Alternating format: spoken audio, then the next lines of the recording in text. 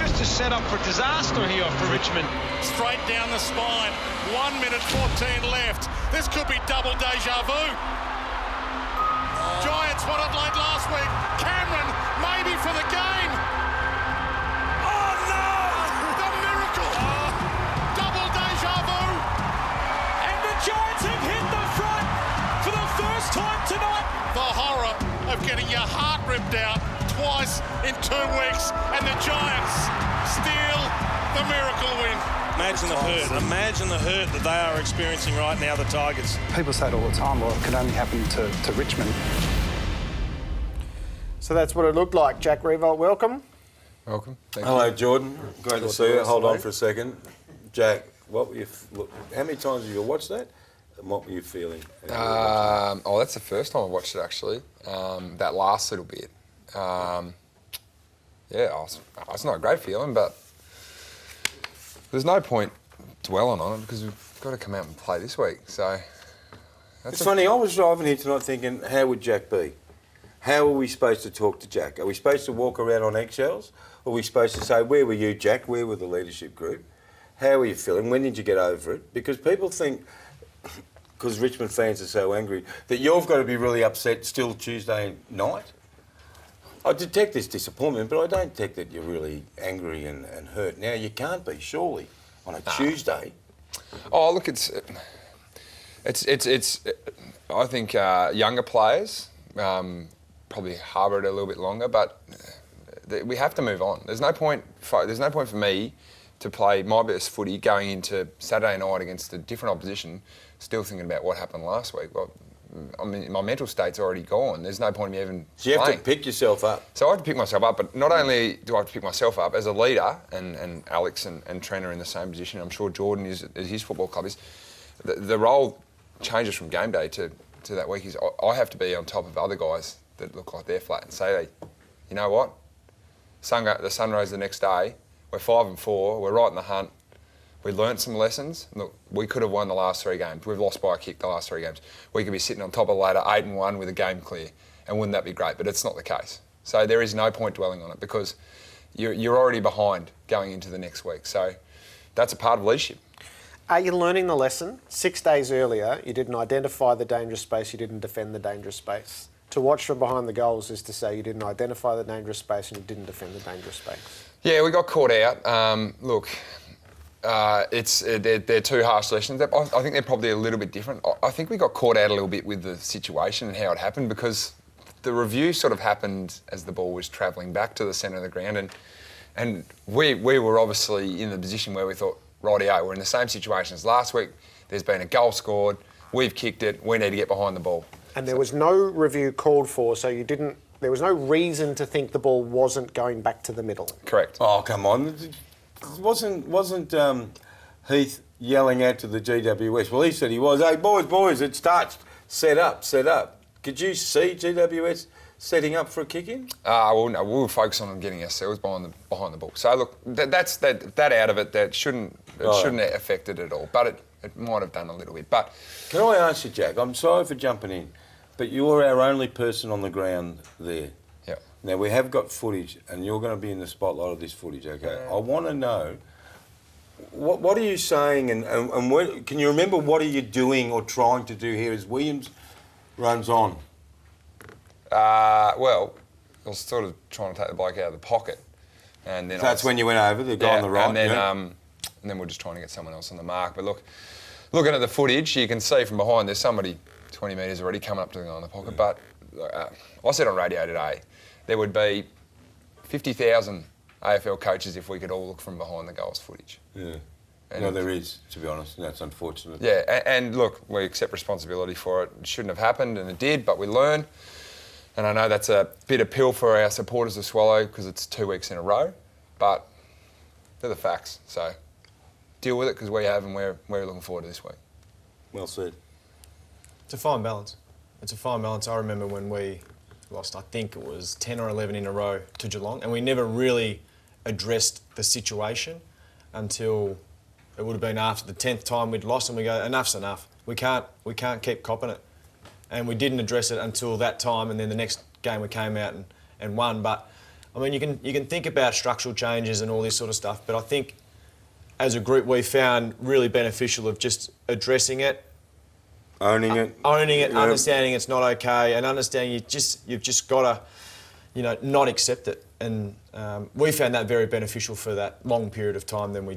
But ours was one-sided, different when it's different games and different situations. Ours was probably more the mental side of it that we had to address, rather than the strategic in the right place. You've taught me, and everyone listening to you in the last couple of years that football players have to be emotionless. So when you listen to Jack, just be matter of fact. We stuffed up. We've addressed it. We hope we don't happen again, and we move on. You fully understand what he's saying? Yeah, and there's got to be that 5% that you take into next week, and the emotion has to come out and say, our loss last week has to drive me in certain parts of the game. But we have reviews on a Monday. By the time you get in the car on a Monday, you are basically moving on to the next game. And people say, well, you should, dwell on a little bit longer. It doesn't help you as an athlete. The quicker you can move on from a win or a loss, the better you hopefully perform the next week. People were tweeting me, I don't know about you, Jared, straight after the game on Saturday, Jack saying, oh, don't let Jack go on AFL 360 on Tuesday night. I won't be able to bear to watch you. And I'm believing, you'll be going, oh, no, God, in the fetal position. It's a funny world, isn't it, footy? Yeah, it is a funny world, and that's just... Look, I can see the point of view from the supporters. To be called the laughing stock, I think it's an absolute joke. We're right up there with, I think, we're the second youngest side in the AFL, and we're 5-4. So if we're a joke, there's 12 sides. There's 12 sides behind us. So what are they? So look, Geordie's right. It's a job, and we need to. If we want to perform to the best of our ability the next week, then we have to step up, and we move past it. Yes, it wasn't the result we wanted, but we want to get the result we want this week. Yeah, just quickly, people who have never been involved in a results-based game, and especially high-level sport, won't understand it. Yep. You can't understand it. You go, why can't you get emotional about it? You just can't, and that's what you over experience and time. That's what you learn to do. All right. Well, what about the mechanics then? If you get into a close shave on Saturday night, will you be any better equipped with the tools to make sure that it doesn't happen again? You'd want to hope so. Yeah. Yep. No, you'd want to hope so. We certainly think we've learnt lessons, and you said last week it was a harsh lesson to learn for 4 points, and now it's 8 points. So that's the reality of it, but you would hope to think that we've learnt the lessons. In about 12 seconds, you'll have a grid of 6, 6, 6. You won't be able to get through yours. One. You have a tank, and you'll have them all set up. Hey, it's better learning now than in a final. 100%. The Melbourne side of things... Experience talking. didn't back up the coming of age. We debated it last night whether that was just the price of doing business, as sometimes you run into a team that plays you really well, or whether it was that missed opportunity to snatch the momentum that was on offer from the previous week. Yeah, it's always hard. I mean, if you want to try and paint a picture, you go over to Adelaide, you play arguably the best side in the competition on their home deck. So that takes a lot of effort, emotional pressure and all that sort of stuff. And then you come back and you play a North Melbourne side who aren't that bad. Their wins and losses are probably similar to ours. They've lost a few games by under 3 points. They're the best pressure side in the competition. So we just didn't come to play in the first quarter. They out-pressured us. And when I say we didn't come to play, their pressure was just really good. It was too much for you, wasn't it? It was too much at stages, and we didn't handle that pressure well enough in the first quarter. So you expected it to come? Yeah, it was, well... But it still got to you, even though you knew it was coming. The way they've been playing this season, it suggests that they're the best pressure side in the comp. So... so you knew that? So I think just some players probably didn't handle it as good as they wanted to, and probably didn't prepare as well as they should have, which they did last week going into a hostile environment in Adelaide.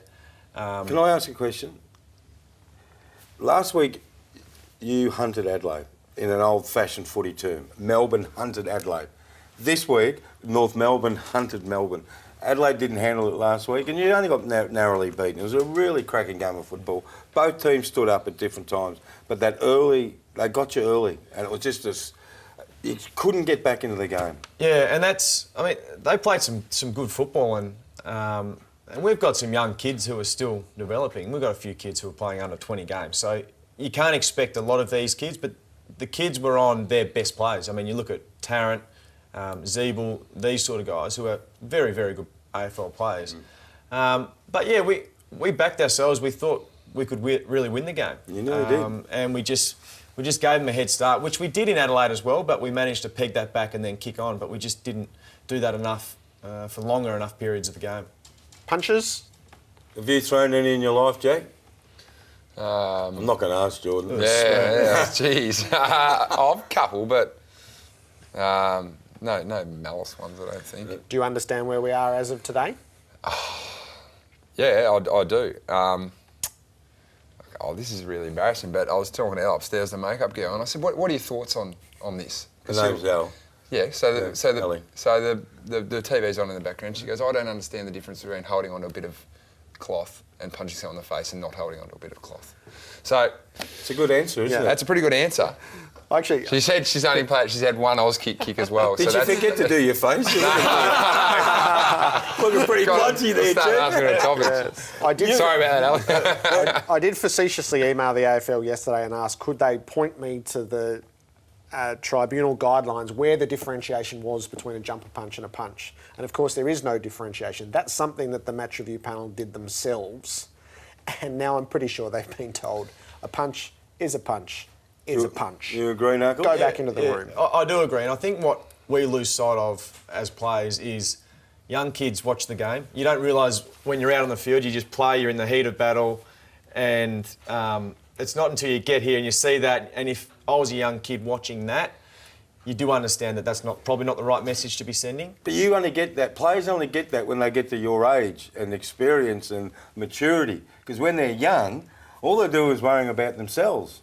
Yeah. Like you guys say to us every week, I'll belt you, this is what I think I have to do for the game. It is a terrible look. It doesn't really hurt that much, does it? I don't know. But it is a terrible look. If you get in the right spot, it certainly does. Where do you hit them? I'm being honest. No, where would you aim? Probably the more padded areas, like arms or what about legs.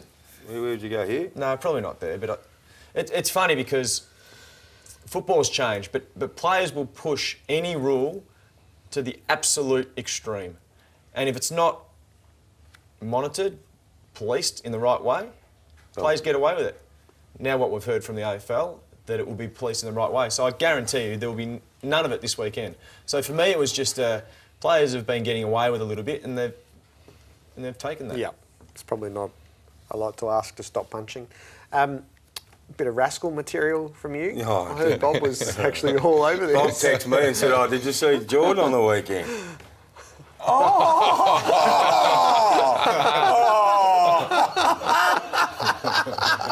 Good stuff. That's not bad for you. I just let you know it hurt.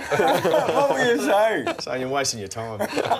I know, you were acting on that. That was great. Jack, you've got the Dreamtime jumper. Yeah, You've told us before. Thank you, Jack. There it is, the professional holder. This is our Dreamtime jumper this week. It's from an artist, Joshy Muir. He's a street artist, Indigenous street artist. If you turn it around, Robbo, you can see right down on the bottom there the number 67, and that references the referendum. 1967 was a referendum Australia had, and it was to include Indigenous people in the population, because before that, believe it or not, they were considered flora or fauna. And Shane Edwards will wear the number 67 on the back. How nice. On Saturday night. So that's good. And the referendum was 50 years to the day on Saturday. So... and all well done, Tigers. Yeah, all the proceeds of that will go to the KGI, or the Korin-Gamaji Institute, which is upstairs at Tigerland. Yep. And that goes to young Indigenous leaders and their pathway program. So, very good. Well done. You've told us before how much you enjoy the Dreamtime, so Looking good luck. forward You're to heading it. for Alice Springs, so enjoy Indigenous round. 90,000 there on Saturday. Hope so. Jordan Lewis 90. and Jack Revolt. Tonight, Mike Sheehan's returns from his trip to Perth. He was one of the great goal kickers of the era, Peter Sumich. A story not often told. Suma sits down with Mike after 360.